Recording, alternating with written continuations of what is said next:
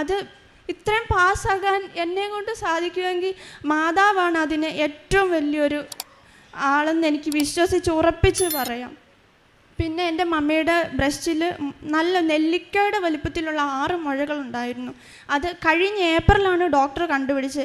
അത് മാമോഗ്രാഫിയും ഉള്ള ടെസ്റ്റ് മൊത്തം ചെയ്തിട്ടും അത് ക്യാൻസർ അല്ലാന്ന് കണ്ടുപിടിച്ചു. പക്ഷേ അത് അവിടെ ഇരുന്നാൽ വീണ്ടും എന്തെങ്കിലും പ്രോബ്ലം ആകും, എത്രയും വേഗം നീക്കം ചെയ്യണമെന്ന് പറഞ്ഞു. പക്ഷേ മമ്മിക്ക് പേടിയ ദേഹത്ത് കത്തി വെക്കുന്നതൊക്കെ നല്ല ശരിക്കും പേടിയാണ്. അപ്പോൾ മമ്മി ഹോസ്പിറ്റലിൽ പോകത്തില്ല, എത്ര പറഞ്ഞാലും ഹോസ്പിറ്റലിൽ പോകത്തില്ല. അപ്പം ഞാനിവിടെ വന്ന് ഉടമ്പടി എടുത്തപ്പോൾ 2ാമത്തെ നിയോഗം അതായിരുന്നു വെച്ചിരുന്നത്. അപ്പോൾ അച്ഛനെ കണ്ടു, അച്ഛൻ കാശിരൂപം തന്നു. അന്ന് മുതൽ ഞങ്ങൾ വെഞ്ചരിച്ച തൈലം പുരട്ടി വിശ്വാസപ്രമാണം ചൊല്ലി പ്രാർത്ഥിക്കാൻ തുടങ്ങി. അപ്പം മമ്മി പറയും, ഈശോ തന്ന ത്യാഗമല്ലേ, ഞാൻ സ്വീകരിച്ചോളാം. പക്ഷെങ്കിൽ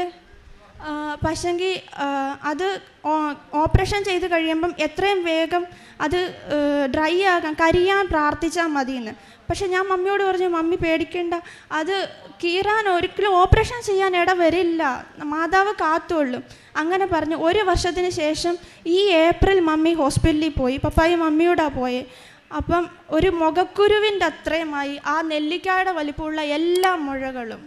ആ വിശ്വാസ പ്രമാണവും തൈലവും മാത്രമല്ലാതെ ഒരു മെഡിസിൻ പോലും മമ്മി കഴിച്ചിട്ടില്ല അതിന് വേണ്ടിയിട്ട്.